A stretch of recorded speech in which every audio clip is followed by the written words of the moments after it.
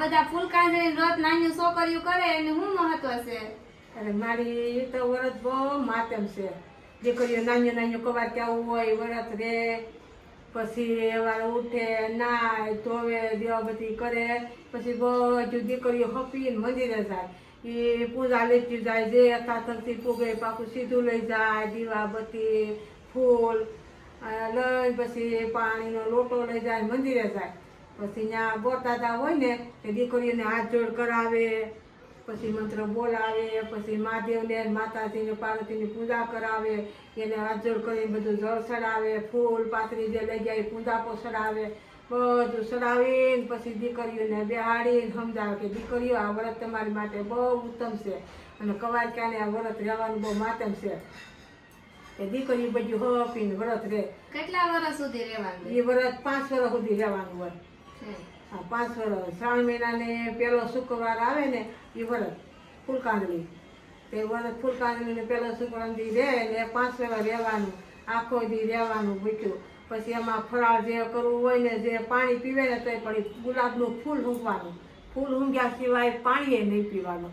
અને વ્રતમાં જો કે મોટી દીકરી ઉજવણા હોય એ ઉજવણાના બધા જે પગે કોઈ ડીસું લે, જે ફરાળમાં પૂગે ફરાળ કરાવે, પછી 5 દીકરીને ગોળીઓ કરે. અને એ ગોળણી કોણ કરવાની હોય? જેને વ્રત હોય ને એ વ્રતવાળી દીકરી જ ગોળણી થાય, પછી બધી દીકરી ગોળણી ન થાય. શ્રાવણ મહિના 30 દિવસે જ રહેવાનું? હા, શ્રાવણ મહિનાની 30 આ ફૂલકાંદળી વ્રત છે. એ આખો દી દીકરીઓ રહે ને જે ભોગે યથાશક્તિ ફરાળ કરે, રમે ગમે ને આખો દી રહે.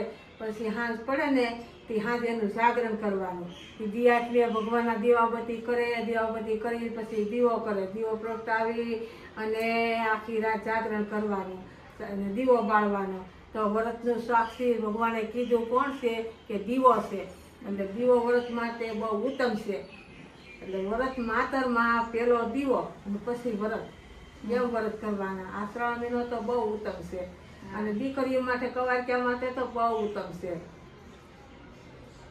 તો જો આ બાએ વાત કરી પ્રમાણે શ્રાવણ મહિના 30 દિવસે આ ફૂલકાંદળી વ્રત બધું નાની છોકરીઓ લે અને આખો દિવસ ફરાળ કરે ને ગુલાબ ઊંઘીને તે પાણી પીવાનું, એવું બધું એ રીતે કરવાનું.